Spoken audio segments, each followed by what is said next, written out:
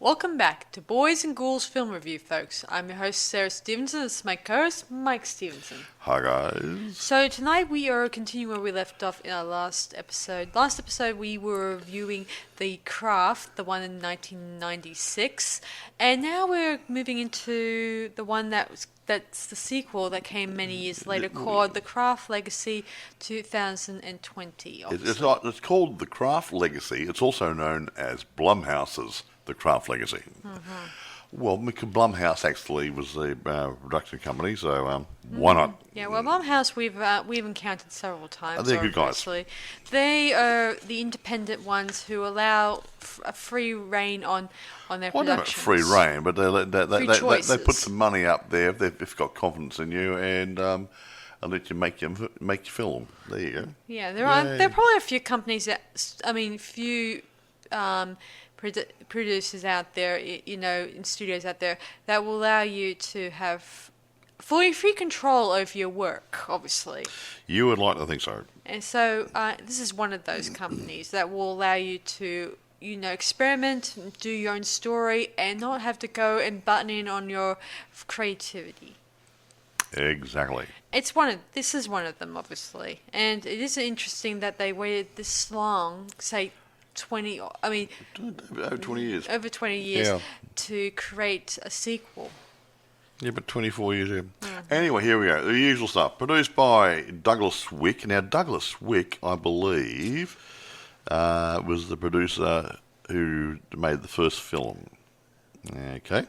Mm-hmm. Produced by Douglas Wick, Lucy Fisher, and Jason Blum. Mm-hmm. Hence Blumhouse.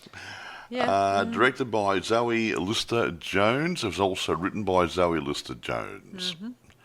Okay. Yeah, despite its supernatural qualities, it doesn't have the same amount of horror supernatural qualities as the first movie, obviously. In fact, it feels quite like a separate remake. I'll talk about this in a minute. I'm just saying that this movie, even though it's a sequel per se, it feels oddly enough it's not necessarily a sequel. Yeah, it's sort of like it's a bit like it's a sequel, but it's not really a top sequel. It hasn't got a lot to do with the original film. Yeah, because the other one was slightly more darker and stuff, and it showed a more darker side to life. And didn't even follow the same people and different things. Yeah. So yeah. I'm just saying that it's a little darker in depiction about. I mean, where we see in the original, it showed darker parts to the girls' lives. Yes. Well, this one kind of milks it away to make out the girls, whether in this one whether they do have problems, but their problems are not up in your face problems. Anyway, go on. What I was going to say is that the original screenplay and story was it was a story by Peter Filardi, and also he's been credited here based on his characters, but I can't see the characters too much. But anyway, the stars, as you will obviously expect, we've got a few stars here, not many, but a few. Kaylee Spaney plays Lily, or Lilith. Schreckner, I think the right name. She's a central character. Gideon Adlon as Frankie, one of the coven's girls. Friends, Frankie, whatever it said, which one she was. Larvae Simone as Tabby, one of the other coven people. Zoe Luna as Lourdes, one of the coven members as well. So there's four of them, obviously, in north, south, east, and west, that sort of thing. Yeah. Yes. I won't go through all the other people. Michelle Monaghan plays Lily's mother, and the stepfather is David Duchovny. I never had connect the guy out of X-Files. Yeah, that guy. Yeah, exactly. I've never been able to say his name properly. That's okay. Duchovny. Yeah, it doesn't matter. Considering he's going to be Adam for the duration. Yeah, but he plays Adam. That's Lily's stepfather. He's not a very nice man, we find out. But without more will be revealed. Despite the fact it's different, it does show A battle of the sexes in this movie. When you think about there's it. very much boy versus girl sort of attitude in this crappy movie. And talk about crappy movie. It was made for $18 million. The original one was done for 15. The original one made about 55 at the box office and whatever at home media. This made $2 million at the box office and considered to be a flop. Funny you mentioned box office because I only heard it came out on streaming services when it came out. I get the impression that they tried it and nobody wanted to watch it, so it went straight to streaming. That's what I read up on. So I could be wrong, but it's just that when I heard about it, it was mentioned the announcement of where it was going to be released. Streaming services didn't mention anything about theatrical release so much. Well, maybe they did, but it was just not very. As you said, may have never came out to Australia, for we know, maybe, or maybe didn't go out directly globally. Okay, here the craft was released in the United States through video on demand on October 2020 by Sony Pictures, releasing it under its Columbia Pictures label with a theatrical release in select international markets beginning the same day. Probably explains okay, and that's where it flopped. Okay. Select theatres everywhere. So it's happened video on demand and a limited theatrical release at the same time. Okay? All right. Now, am I right or am I right? Well, I'm not doubting you. Right. Okay, that's about all I want to talk about at the moment. You want to get into the story? Might as well. Clap. So the story begins where we meet our three witches, and they're trying to do their witchy thing, but unfortunately they need a fourth person to make it more powerful. Yeah, because they tried to do the east, west, and south and thing, but north, south, east, but west wasn't there? Was there something? Something like that. Yeah. So they realized that they can do simple spells, but not the complicated big stuff. It needs 4 witches to a coven. Then we actually get to the title card and meet Lily, who is a girl who lives with her mother, her single mother, and they're going to live with her stepfather or her fiance, I should say, because by the sounds of it, they're not married yet. Yeah, mum's going to be marrying this guy, possibly. Yeah. Anyway, she meets him along with his 3 other sons, older than 2 older ones and 1 younger one, obviously. Yeah, the younger guy's not too bad. The other one's a little bit on the old arrogant side. Yeah. We find out a bit more about this later on. We don't get too much camera of of their backstory too much in the story with them.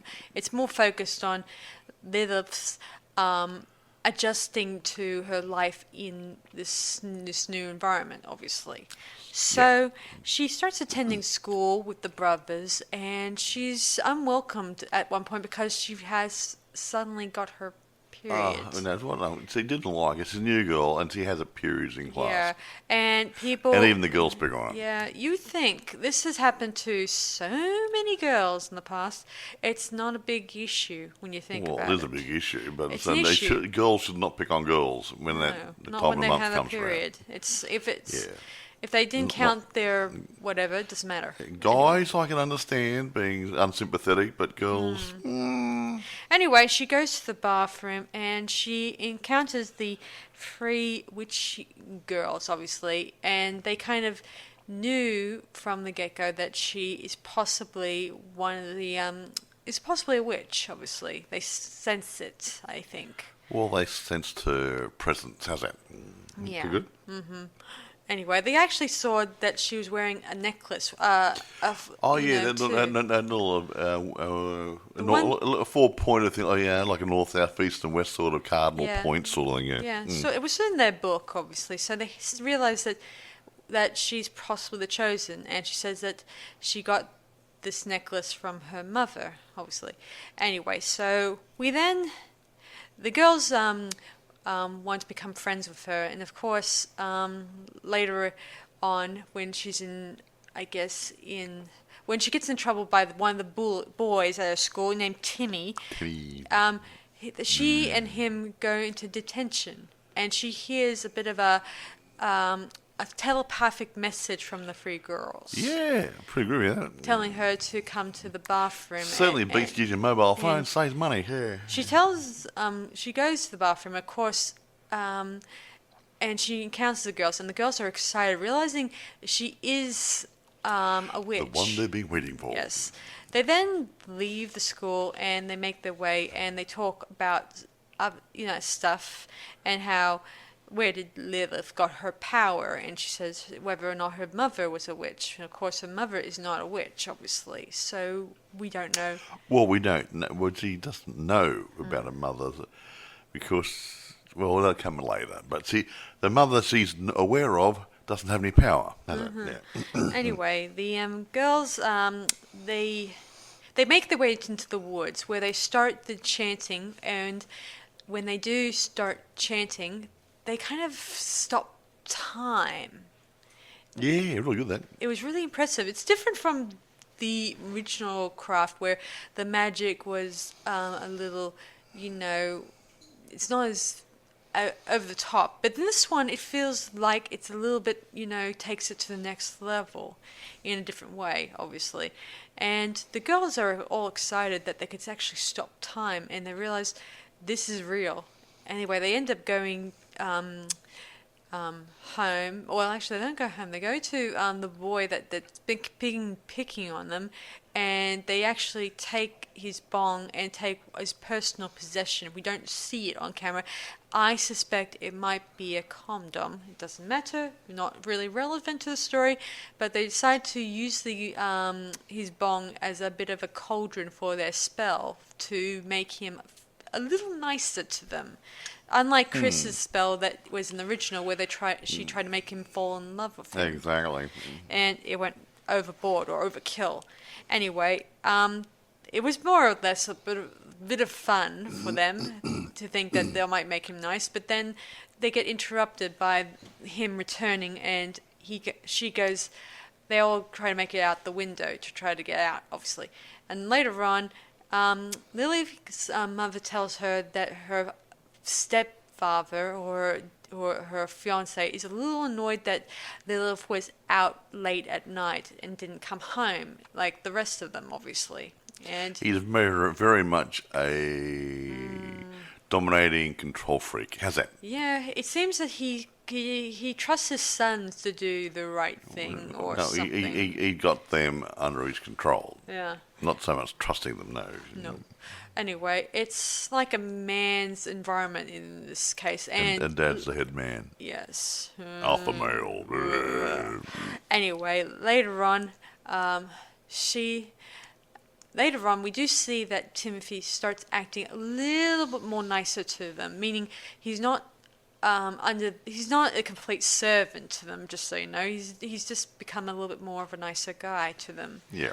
And and eventually when they do get invited to a party, and they start experimenting with more and more of their powers, including levitation and other heavy spells that they've been talking about. Exactly, all the similar all the good stuff stuff that the girls have, in the first one experimented with, but this, as I said, they've took it to the next level, obviously.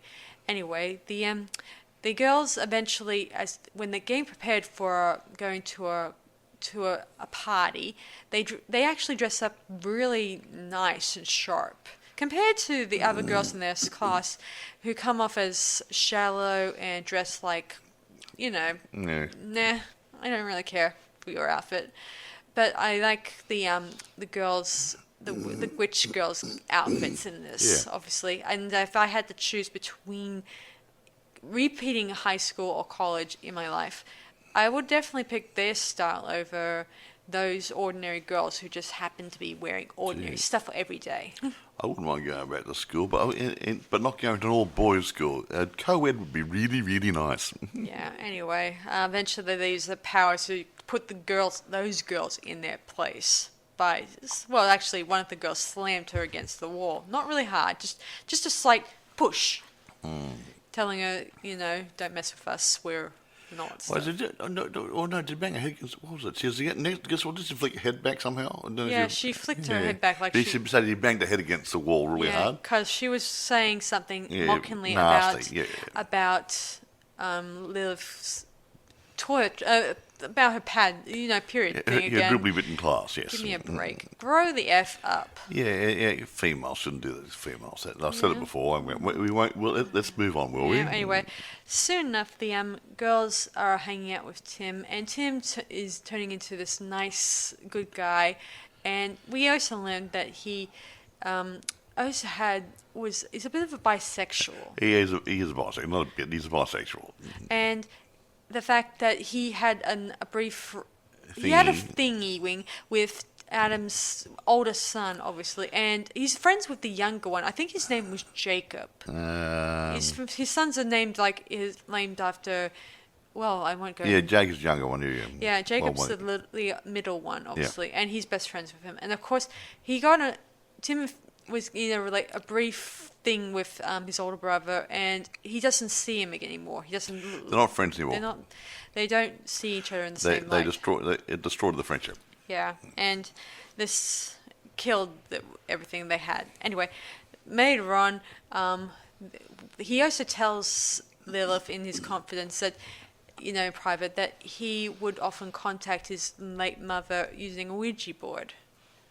Yeah. Yeah. Bugger. Of course, he only gets one message: clean your room. Well, that was a joke, but still, it was funny. That would be his mother. True, clean your room, you little slug. Yeah, whatever.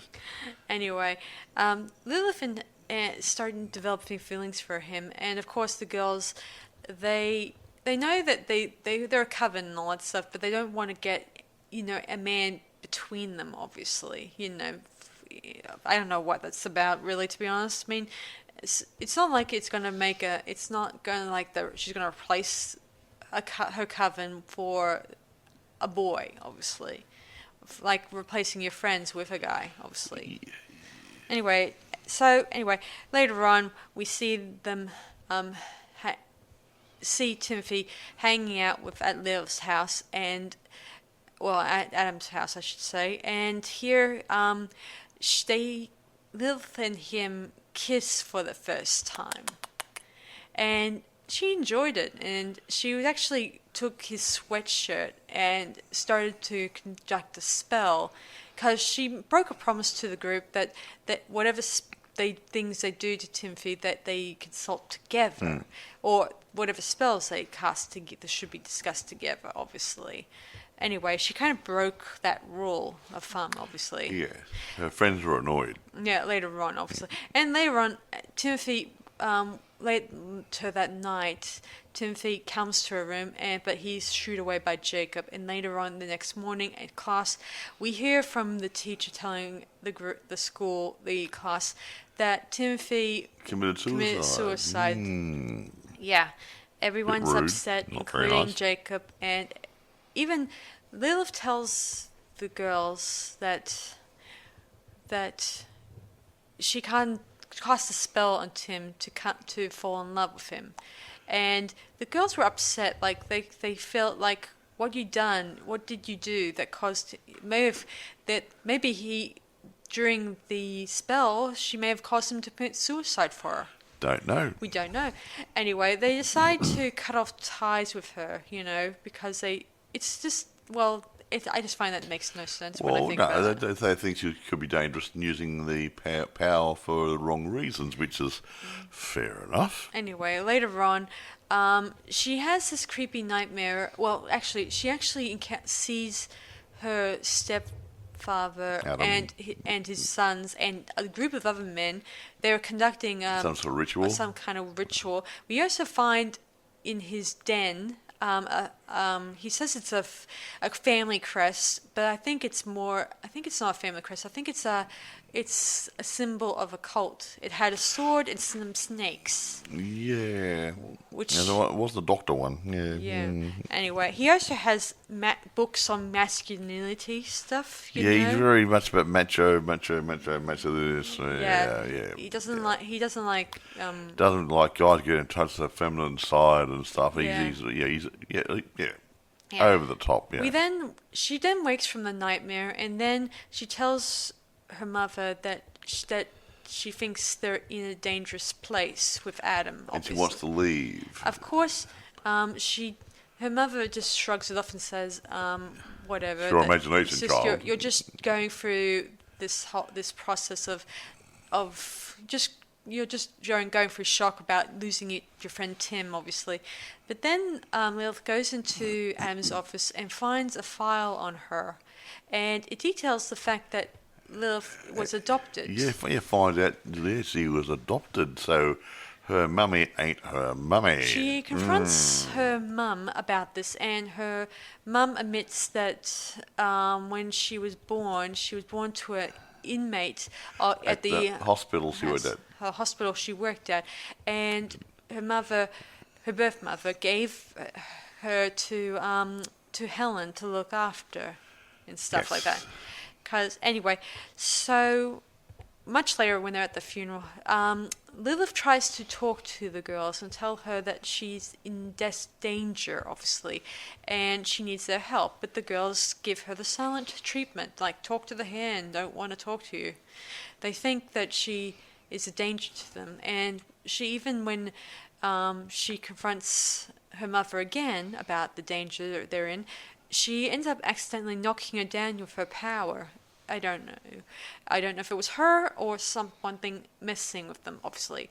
And the girls decide to bind their powers and Lilith's. So they take a photo that Lilith took and bound it up in string, like similar to what Sarah did in the first movie, obviously. So that means that their powers are cut off, meaning they're not going to do anything or any magic anytime soon.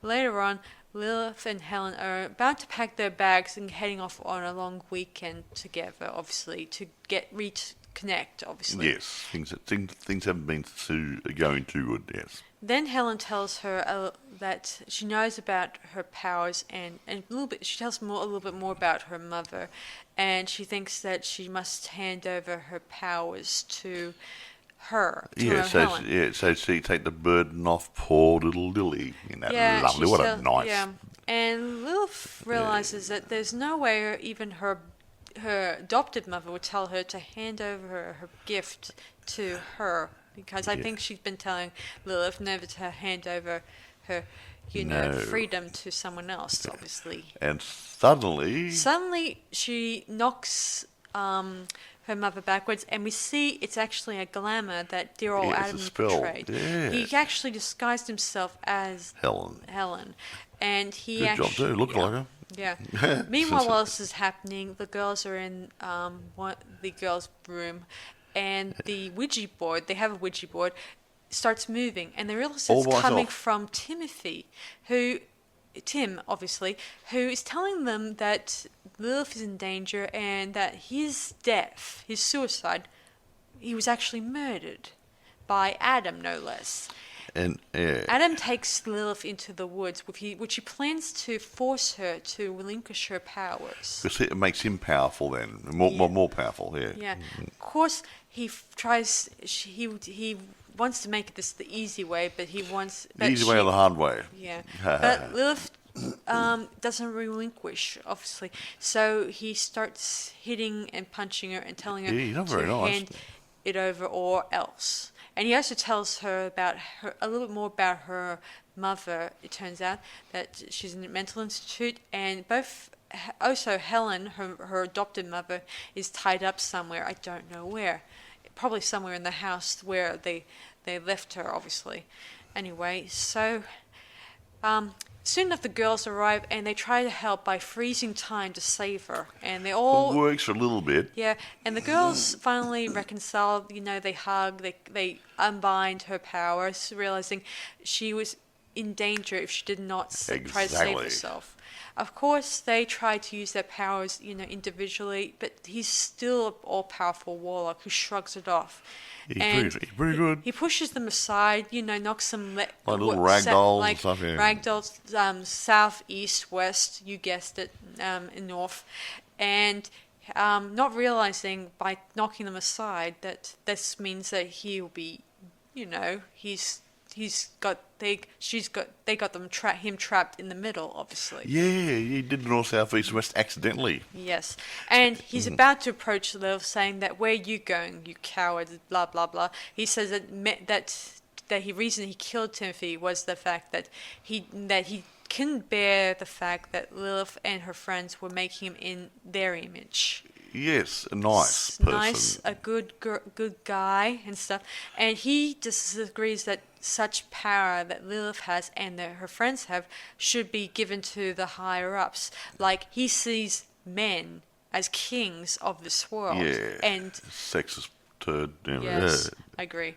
Anyway, Lilith stands up to him and they start chanting, and whatever. We will. They rock start it. chanting No. water, air, and fire, and then soon enough they create this fire circle around him, and soon enough he is burning and dying. Yeah, and really good. Yes, making out that Adam is no longer a big problem anymore. Anyway, then we cross over to a few days later where the girls are just walking down the road and they see Helen appear and they say, "How's the dating thing going? Have you not dated any warlocks lately?" Meaning they're just joking, obviously too soon, blah blah.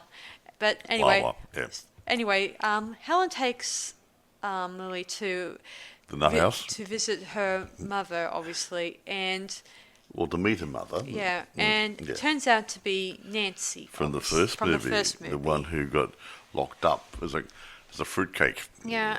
Anyway, then that's where she got powers from. Then the movie ends, and I should mention a lot of people keep saying this. It doesn't make sense why Lilith inherited her powers from her mother when Nancy's powers were bound, but I think, in my opinion, that while Nancy cannot do magic, she still has the power, but she's been bound. She still has her power, but but it doesn't mean Lilith's powers were bound. Yeah, For a brief time, she was bound, by her friends for a little while. But yes, it became. But as a child, she didn't even know she had the power. So yeah. So didn't use it, did she? Yes. So. It's nice. I do like. It's not a bad movie. I like the magic being a little light than the other one, coming off a little bit. Unlike in the other one where it comes off as very dark because the girls used their powers to get even with people they don't like, stuff like that, and took revenge on people who were nasty to them by killing them or hurting them. And unlike that one, this one comes off as not so too much dark, where the girls started using just a nice amount of magic, like the levitation and defeating a warlock that was coming between them, obviously, and making a guy that was really nice, stuff like that. Sounds like good magic, or just a nice bit amount of magic. I mean, it would be nice if they kept the similar feeling in both movies to make them both enjoyable. It would have been better. This one seemed like it was watered down a bit. Yeah, I'm not knocking it totally, but yeah, it just seems like the first one was really good and had more action and a bit darker and whatever. This one was a little bit lighter, and I don't think it worked quite as good as the first movie. Yeah, I mean, just remember, guys, the people that were in that movie were also people you may have seen in 90s movies and TV shows. Yeah, like two of the actors in that were from the Scream franchise. We what's watched. the name? Neve Campbell showed up in a few things, didn't she? Yeah. And the same for the other guy who played Chris who also appeared in the original Scream, obviously. Chris, that was Skeet Ulrich. Yeah. He shot in a few movies, and he appeared in the new Scream recalls that came out, obviously.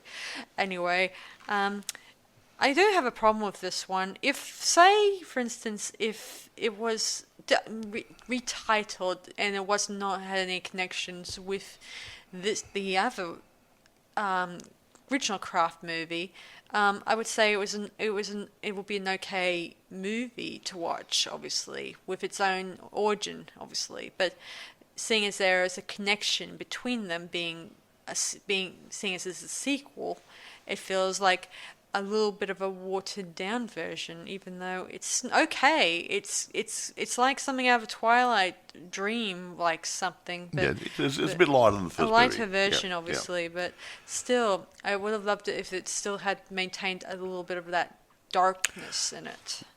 And having said that... They didn't even mention the name of the gods they actually are preaching to. Yeah, it could have been Ronald McDonald for all I know. The other one had Manon or something. Yeah, it did mention briefly when she was told to relinquish her powers. The Adam guy did mention Manon, obviously.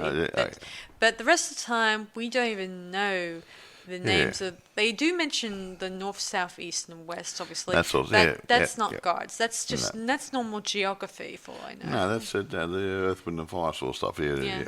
Anyway, critical response. Rotten Tomatoes had 48%. Not overly impressed, but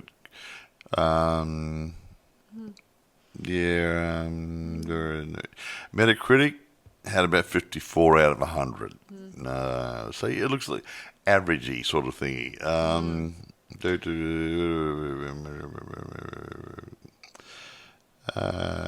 RogerEbert.com gave it 2 stars out of 4. Figures. Yeah.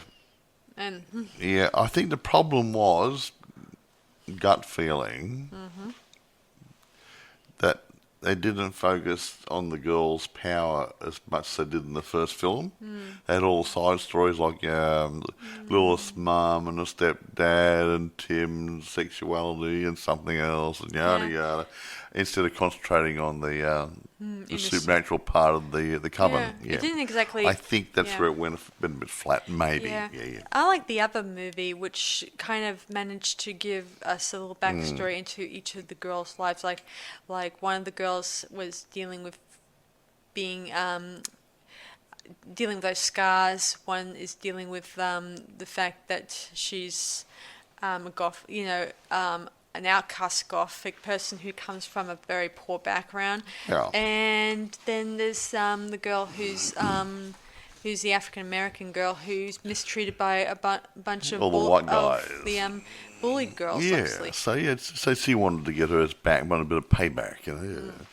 Okay. I mean, aside from those ones, this one didn't have that. It was like these girls became witches because they thought it was we're going to be fun. good little girls, and what are you going to do with your power? Do something with it? They didn't really do a lot. No, it was mostly fun stuff like levitations, makeup tips, the stuff stuff like that. you would have expected to see in a film of this nature wasn't in it. Yeah. How's that? Exactly. Nothing to do with a purpose. Yes, even though they managed to defeat a powerful adult warlock. Yeah, but they should have been kicking around. I mean, we made someone levitate. Oh, goody. How about then we get a few things like win the lottery, get something happen, take revenge on some enemies, whatever. No, it wasn't in the film.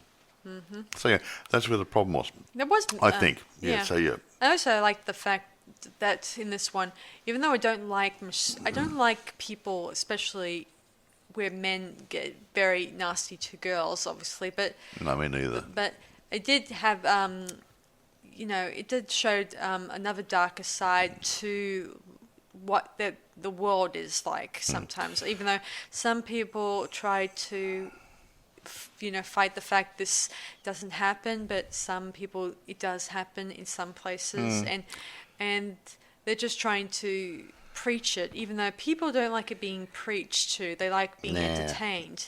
Most of the time in these movies, people complain most about the amount of preaching these movies do, saying, oh, we live in a nasty world, we must do something about it by being, being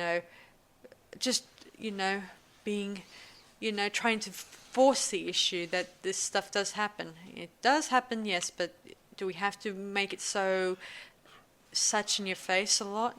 I mean, Anyway, I don't know. I mean, maybe it's just the way they approach they did in this one.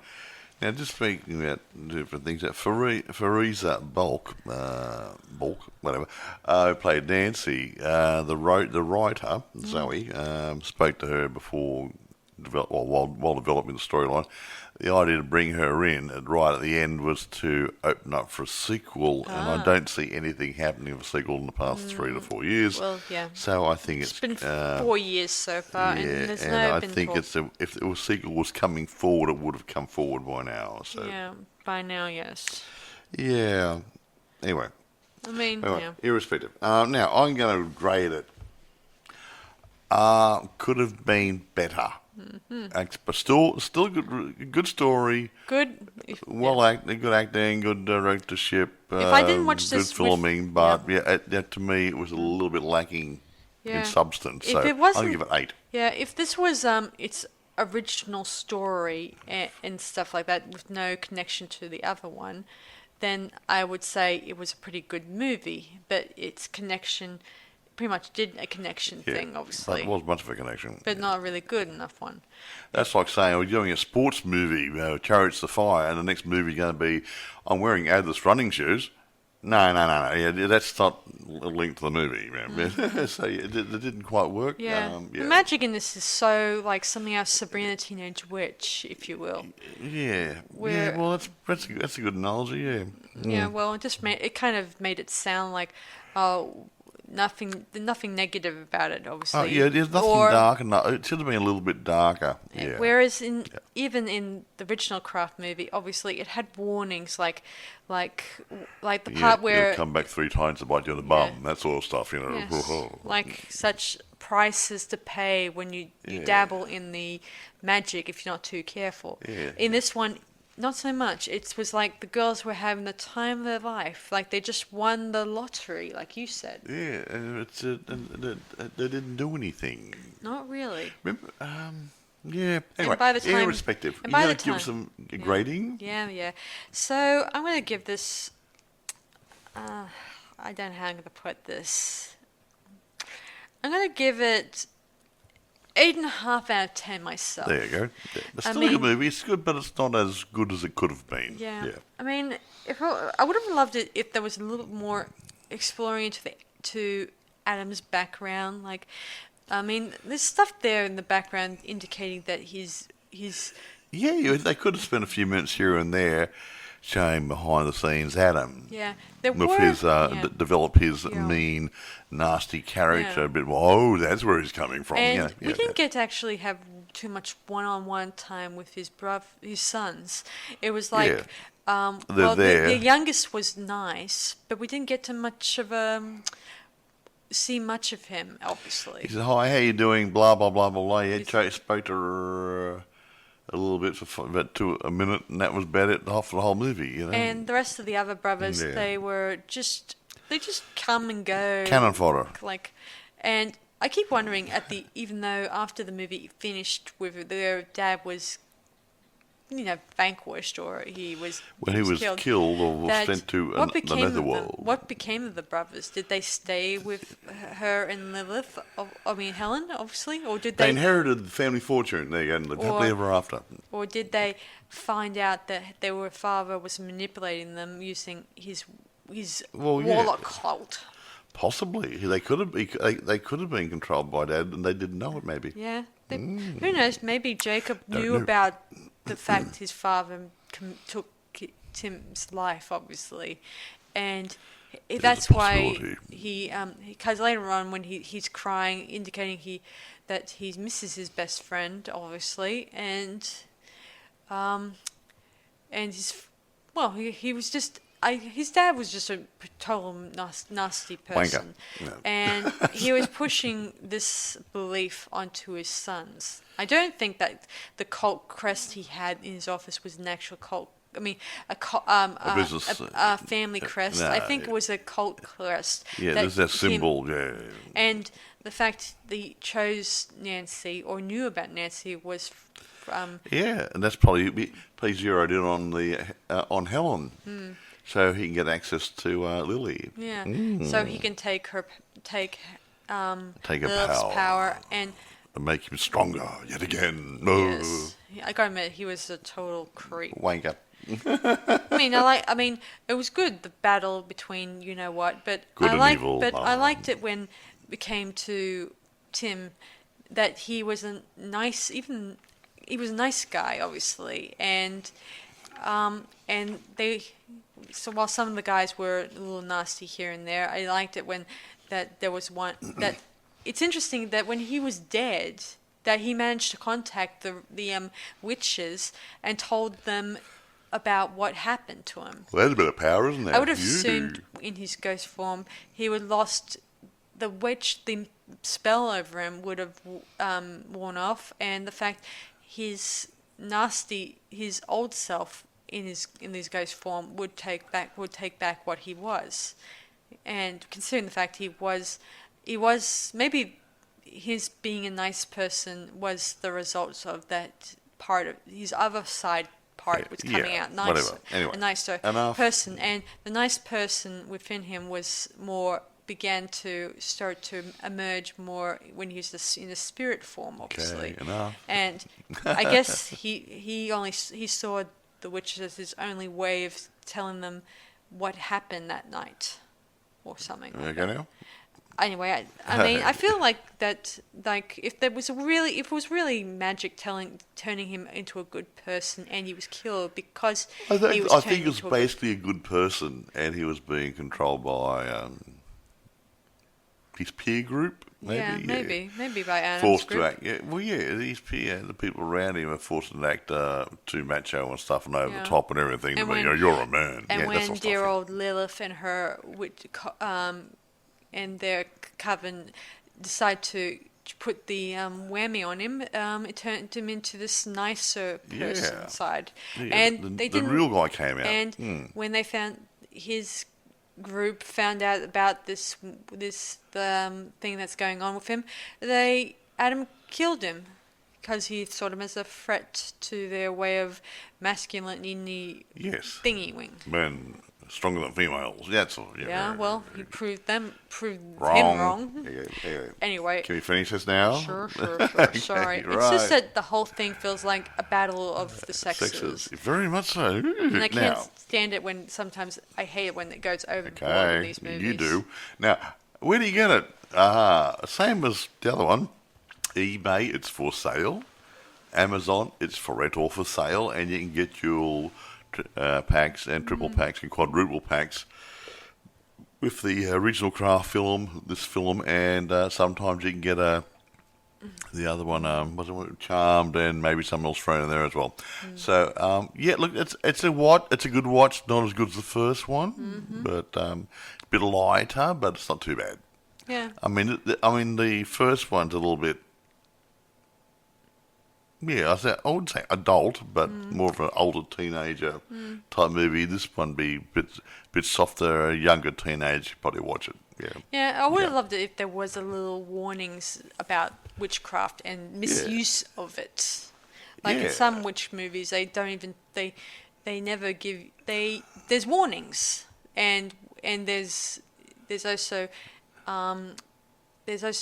the whole, if you're not too careful on whoever you spell cast on, that it will just turn bad on you or something, or it's misused.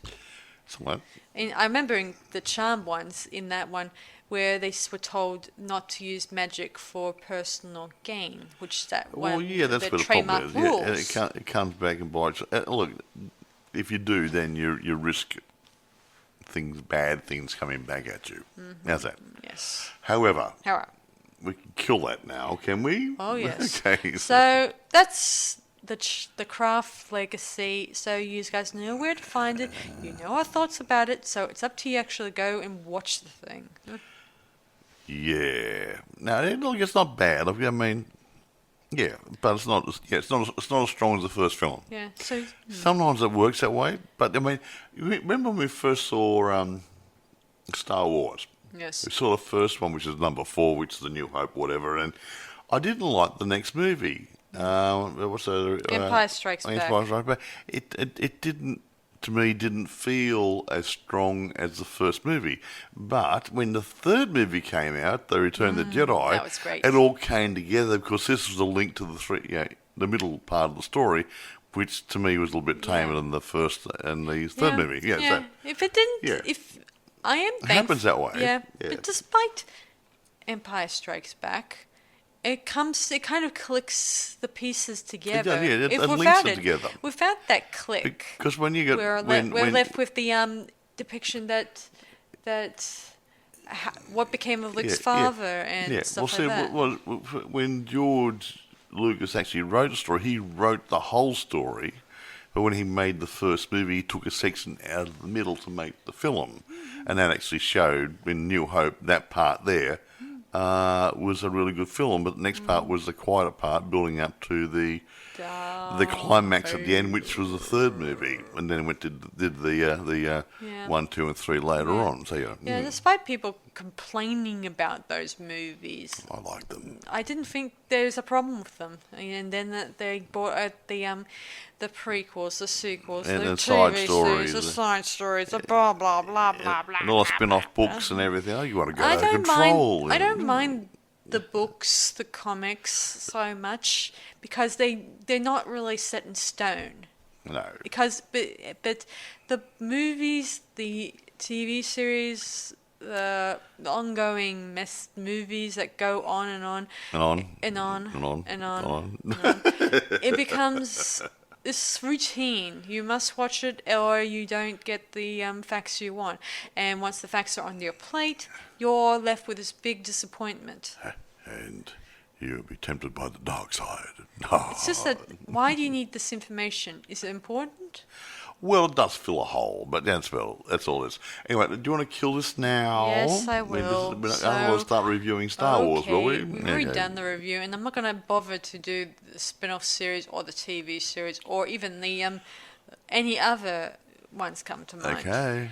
All right, so thanks for listening to us, everyone, and we'll see you guys for our next episode. We're coming closer to Halloween. We got two or three more episodes to go till we get to we're getting Halloween. close. Today we're doing this on the 10th of October, but we're about 2 or 3 weeks ahead. So I think we're in the last week before Halloween at the moment. Yes. So hopefully by then we'll be going to Halloween events, stuff like that, and hopefully get some interesting photos and videos of those interesting wild trips. Hopefully it won't rain.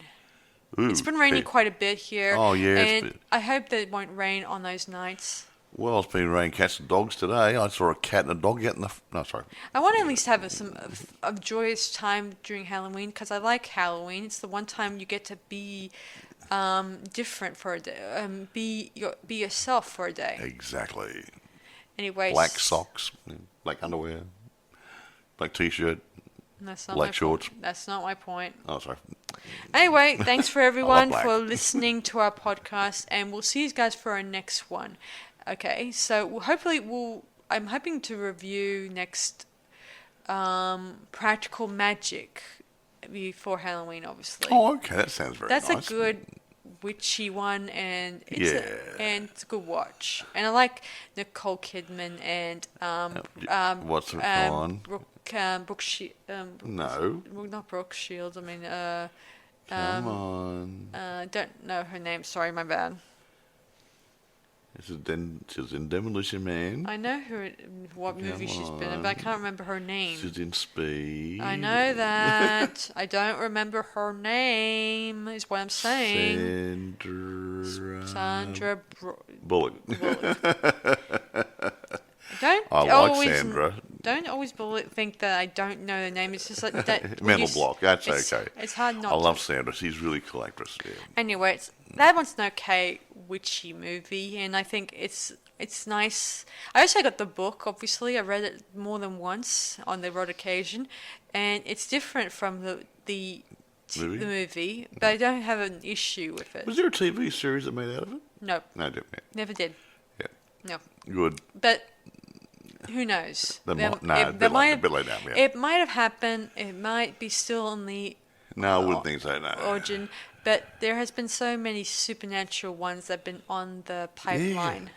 So it's all going to be. It could have been either forgotten or maybe disappeared amongst all the others. Well, possibly. Never know your luck. Because Anyway, there has been a few out there. these people want to go to bed. Okay, Yeah. so that's it from us, guys. So I hope you guys have enjoyed this podcast, and we'll see you guys for our next one. Okay, this is Sarah Stephenson. And Michael. Thanks to you guys around on Boys and Ghouls Film Review. Bye for now, and have a good Halloween.